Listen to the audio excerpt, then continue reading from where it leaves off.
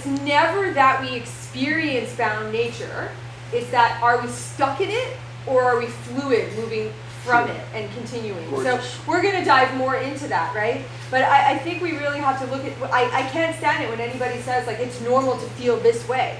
The second we say normal, we normalize something as what it's supposed to be, and then for people who fall into certain, like, victimized states, and I don't mean victimized states in a negative way, but like excuse-oriented, we use those as a mask for the reason we're allowed to stay where we are. Exactly. Versus saying, I can feel fear, but I can still move.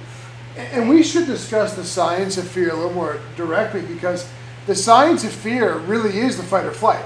So if I'm sitting here right now in a weird happenstance, a truck is driving straight at me, there's automatic physiological responses that are unconscious.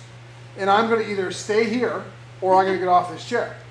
But short of that fear, which is an immediate response to a perceived threat, short of that, the rest of it has emotional connotation. Do you see what I'm saying? Which is conditioned. So short of an immediate threat on your life, or perceived or real, short of that, any other fear is emotively oriented. So like as a power lifter, I'll have, I don't care, 400 pounds in the bar. If I feel fear of going underneath that bar, it's not because there's real danger.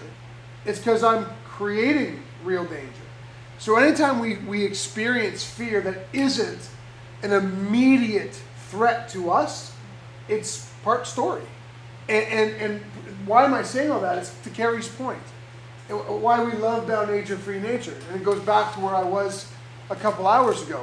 The second you realize that there's not normal, but there's normal ranges of human experience. And that we can be sad, be afraid, be joyous, be anything that you are. Just don't attach to any of it. Don't keep telling yourself it's real. I'm afraid because of this. What if this? What if that?